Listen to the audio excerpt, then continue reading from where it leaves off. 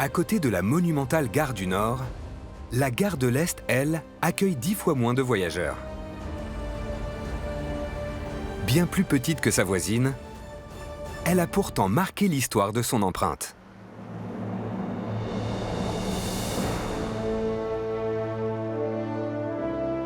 Elle est inaugurée le 2 décembre 1850 par le président Louis-Napoléon Bonaparte, futur Napoléon III. À l'époque, elle se nomme l'embarcadère de Strasbourg. Cette gare, c'est à l'extérieur, une gare qui apparaît comme un palais. Elle impose un style qui va être une espèce de synthèse entre des critères industriels, parce qu'on reste quand même dans une gare, et une monumentalité de type néoclassique. C'est un mélange d'influences. Pour marquer la puissance de la compagnie, l'architecte place à son sommet une allégorie de Strasbourg, la principale ville que dessert la gare à l'époque.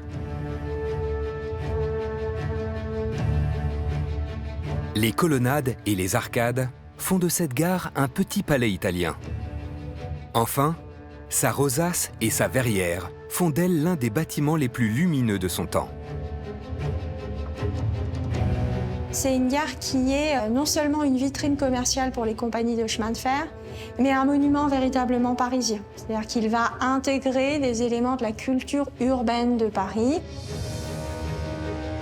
L'idée, c'est véritablement de faire de la gare un monument emblématique. La gare de l'Est est tant admirée qu'elle sera copiée plus tard à Rome, à Vienne ou encore ici, à Budapest. Les gares de Paris s'imposent donc rapidement comme des références en matière d'architecture. Mais à peine 20 ans après le début de leur histoire, un événement va leur donner une place encore plus importante dans l'organisation de la capitale française.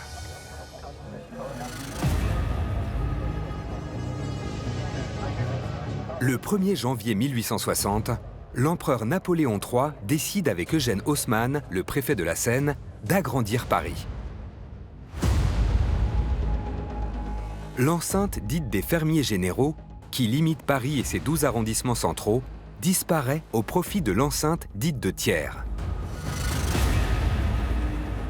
Paris double quasiment de superficie.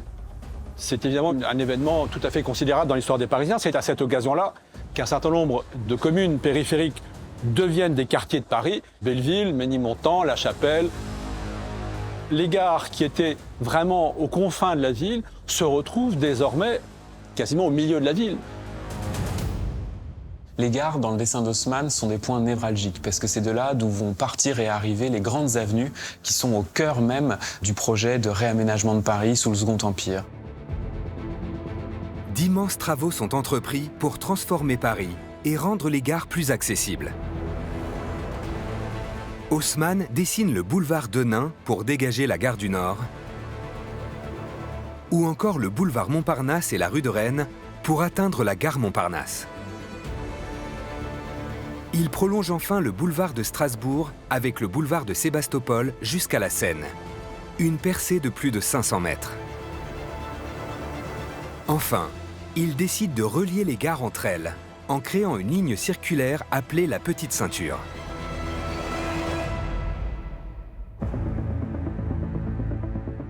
Les trains arrivant de Strasbourg, par exemple, pourront, avant même d'arriver à la gare de l'Est proprement dite, emprunter quelques centaines de mètres avant le chemin de fer de ceinture qui contourne la capitale pour aller rejoindre les lignes de la gare Montparnasse qui mènent vers la Bretagne.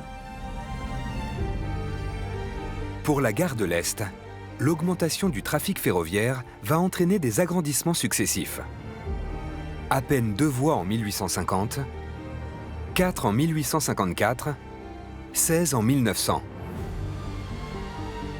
Mais 30 ans plus tard, le trafic a été multiplié par 10 et la gare de l'Est va devoir changer de dimension. En 1930, la gare de l'Est a 16 voies, qui ne suffisent plus à l'exploitation de la gare.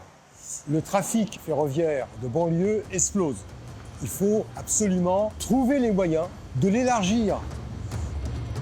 Mais elle est considérée comme tellement parfaite qu'on ne peut pas se résoudre à la modifier. Elle fait une unité en elle-même. Finalement, on décide de reconstruire à l'identique cette gare, de la dédoubler en quelque sorte. Pour ne pas modifier le bâtiment d'origine, l'architecte va le cloner à l'est et créer sa copie presque conforme. Une opération qui nécessite des travaux d'aménagement gigantesques. On va dévier la rue du Faubourg Saint-Martin de 65 mètres. On va exproprier toutes les rues avoisinantes. On va créer même des rues, la rue de Verdun par exemple aujourd'hui, pour pouvoir dévier le trafic énorme qu'il y avait devant la gare de l'Est. C'est le chantier le plus important de la période.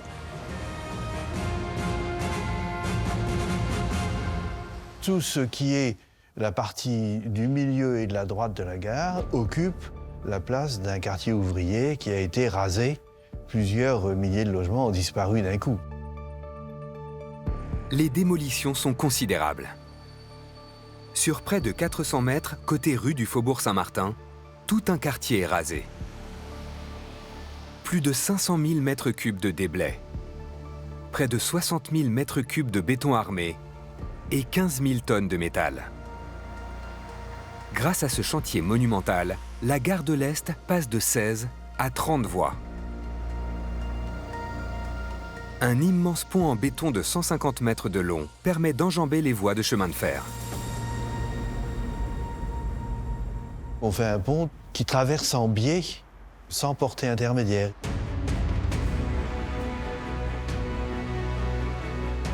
Ce sont ce qu'on appelle des poutres américaines, il y a des croisillons qui se succèdent entre deux longues poutres comme ça, une sorte de grand caisson. Ce qui permet à la rue de passer au-dessus des voies. La gare de l'Est, pour ses façades, ses toitures, ses halls de départ et d'arrivée, a fait l'objet en 1984 d'une inscription au titre des monuments historiques. Pour certains, elle est l'une des plus belles gares de France et même du monde.